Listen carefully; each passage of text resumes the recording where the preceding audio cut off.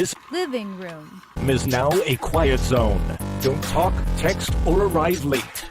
Keep your cell phone dark, silent, and out of sight. After one warning, you will be ejected from the Living room. without a refund.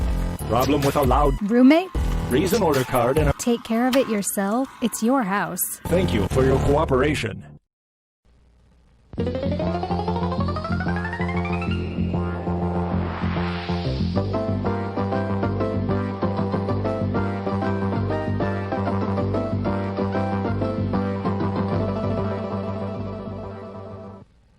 God bless you all. My name is Reverend Eric Gates from Faith United Church of Christ in Bryan, Texas. It is a joy to have each of you here. We extend a special welcome to those who are single, married, divorced, filthy rich, and dirt poor. We don't care if you can recite the Bible or not. If you don't have everything figured out or your life isn't perfect, you're at the right place. Feel free to doubt and ask questions. It doesn't bother us. If you're in recovery or still addicted, welcome. Don't like organized religion? No worries, we've been there too. Tattoos, piercings, or both? Glad to have you. We offer a special welcome to those who could use a prayer right now or had religion shoved down your throat as a kid. We love and embrace imperfection, and we welcome you. In the 1970s, pediatrician Aidan McFarlane, no relation to Seth MacFarlane, the creator of Family Guy, recorded comments made by parents at their child's birth. He found parents almost immediately talked to their child from culturally conditioned experiences they encountered in their own lives. Typically, comments included, "Oh my God, what are we going to do when she turns 18?" Or, "I won't let her join the military. She's my princess." Or, "My boy's not going to be an artist. He's going to be an athlete like I would." How much you want to make a bet I can throw a football over them mountains? Yeah, if Coach would have put me in fourth quarter, we'd have been state champions, no doubt. No doubt in my mind. You better believe things would have been different. I'd have gone pro. In a heartbeat. I'd be making millions of dollars and living in a big old mansion somewhere. While there is sexism in these remarks, we can see that the adults interpret the characteristics of the child in terms of their own past cultural experience. In the good old days, these gender role stereotypes may have been the acceptable norm. Today, things have changed. More women are choosing to serve in the military. More men are choosing lives that aren't macho-centric. Parents using information from their cultural past assume that the world will be the same for their child as it has been for them, and they then project a probable future for the child, which shapes the kid's current behavior and the child's experience. This is called prolepsis. This prolepsis form of love is disruptive because three key things are happening. First, the parents are representing the future in the present. Second, the parents think they know something of the future before it's logically possible. Third, this can be a problem because the parents' recollection of their past and imagination of their child's future becomes a constraint on the child's life experiences in the present. The parents love their child, but this way of loving is disrupting the child's future. In this morning's scripture lesson from Genesis 25, verses 19 to 34, we have a situation occurring inside Rebekah's womb. Disruptive rivalry and struggle between Esau and Jacob. Their rivalry is a love that disrupts because the future is represented in the present. That's not to say that rivalry is a wrong or bad thing, because the reality is that there is a sibling rivalry in every age. Sibling rivalry is nothing new. For some, sibling rivalry can be a source of healthy competition, which motivates achievement and success while nurturing healthy relationship among siblings. In other cases, we have siblings like Esau and Jacob, destructive and creating despair and distrust throughout the course of their relationship, beginning in their mother's womb. The rivalry was so disruptive and the pain so great that Rebekah wondered if she was going to die, In verse 22, she asks God, "If it is to be this way, why do I live?" God answered that she is having two children, out of which there will be two nations. But unfortunately, these two nations and these two people will be divided. With that revelation, another prediction is made about the brothers. One shall be stronger than the other. The elder shall serve the younger.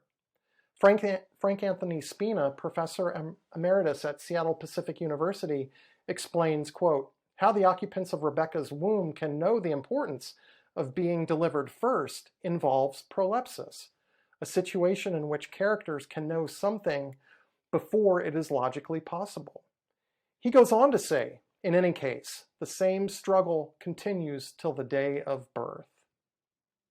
Esau and Jacob create division before they are even born. I'm grateful my older brother and I aren't like Esau and Jacob. We do have a healthy sibling rivalry. For instance, my brother believes Star Trek is better than Star Wars. God help him. He will argue about the laser technology used by Imperial and Rebel ships and soldiers as if phasers from Star Trek are better, whatever. He critiques the concept of the Force. His arguments are rational and logical, I'll give him that. But that is exactly what drives me nuts about my brother. Just let me enjoy my popcorn in the Star Wars universe. I don't care that we shouldn't be able to hear sounds in space when the battles are occurring. It's entertainment. Naturally, he leaves me no other option than to hit back on Star Trek. And I tell him Darth Vader could easily defeat Mr. Spock and the rest of the Star Trek lot. I'm a Sith Lord, and you're a bald guy in pajamas. Can you do this?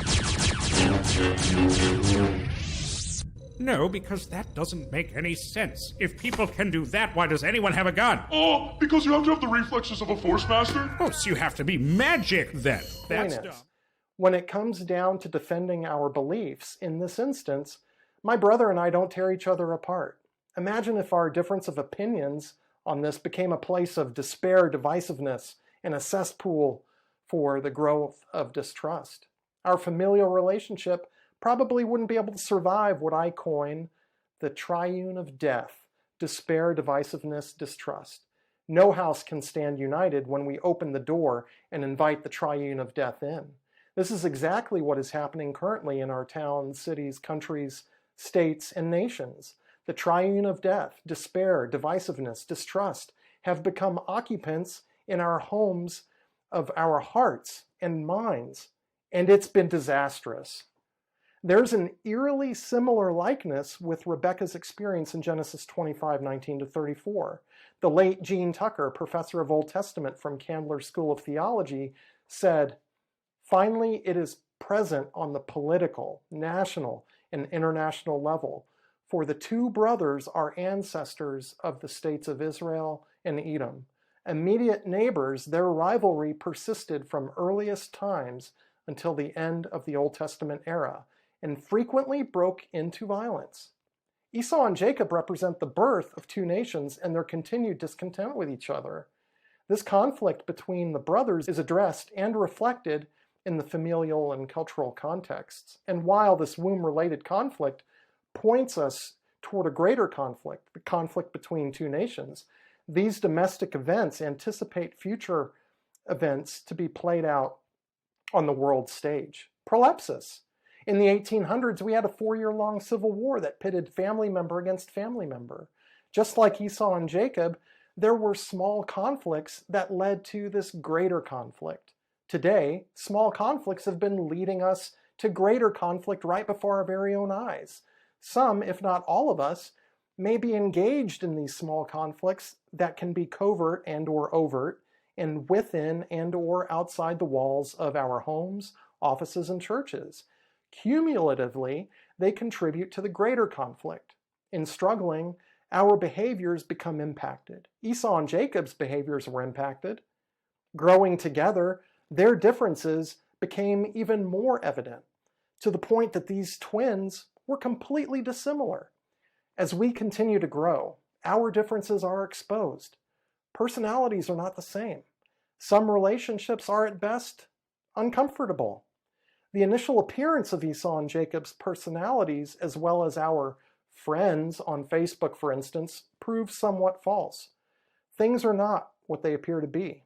For instance, Esau, a skillful hunter, is unable to recognize when he is being made the prey. Jacob, a quiet man and shepherd, i.e. morally innocent, is shown to be a ruthless schemer. They are driven by their wants.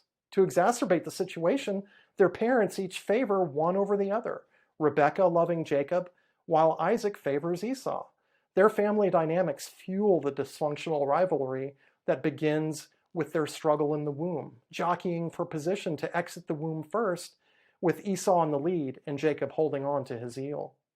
The division between them permeates every aspect of their lives and creates a house divided, a family divided. In our case, it's as if we were all in a cosmic womb, struggling and grappling with one another about who will have inheritance rights of this new world. What do we do with these familial dynamics? What, if any, lesson or lessons is there for us in this story?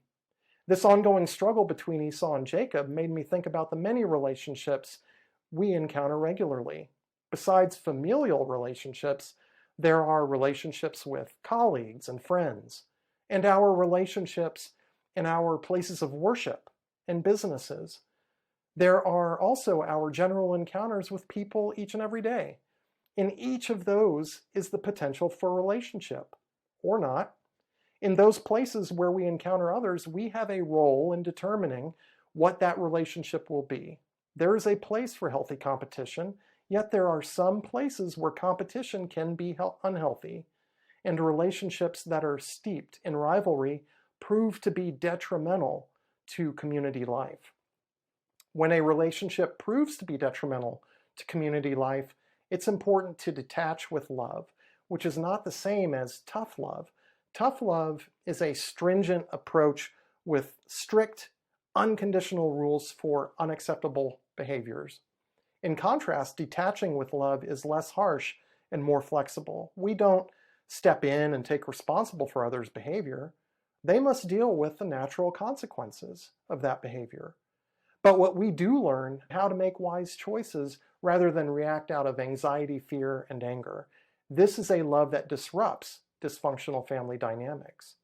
There is a point where we just need to let go of trying to control the outcomes, let go of prolepsis, and detach with love. Not only that, only that person can be responsible for their future. If they're unhealthy, let's not give them the power or authority to write our story. The challenge for all of us is seeing ourselves in Esau and Jacob. I wonder if there is room for us to examine our own relationships in the context of these two brothers. And what of our relationships within the church? Are there ways in which rivalries are creating breaches in relationships? Is there room for healing the brokenness in those relationships to prevent division in our houses of worship? I wish it were unavoidable, but the theme of division is all over this text from Genesis. In 1858, while running for the Senate, Abraham Lincoln drew on the words of Jesus in Matthew chapter 12, verse 25, when he wrote, "A house divided against itself cannot stand." Lincoln recognized the need for justice and change. He was willing to state what he believed regardless of the cost. He believed in unity that did not yet exist. He wanted to change the narrative of two nations and two people being divided.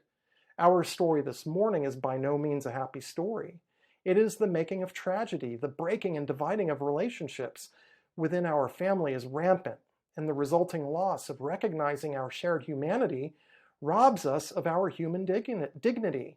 Esau and Jacob provide case studies for the human condition and beg reflection on the ways in which you and I live in relationship with one another. The rivalry between these two brothers is about greed, envy, and differences. As we look at places of division within our churches, towns, cities, and nation, how can differences that divide be effectively addressed to create a healthy body, living into Jesus' prayer of that they may all be one? Looking inward and then looking outward, individually and collectively, gives us an opportunity to find our place in the midst of the good and the bad, of living in right relationship. Because we can be bridge builders, how can we bring unity into places where divisions exist in relationship? How can we be the love that disrupts the triune of death, despair, divisiveness, and distrust? Or is it even our job to be the love that disrupts? I wish I had all the answers for you, but I don't. Let's keep working side by side to build bridges so that we can move towards the healing of our families and communities. As we finish the message today, recommit yourself to love others as Jesus loved. Remember to put God in the center of your life, because God will do for you what you can't do for yourself. Now, each of you get into motion this week and offer others the invitation of Christ's hope and love. Amen.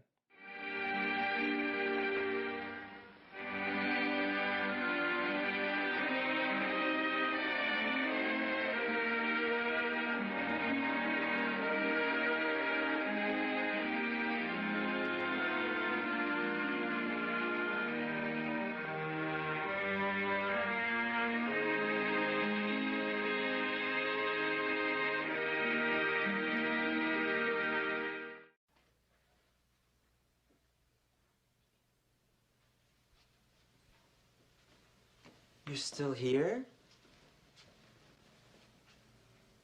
It's over. Go home.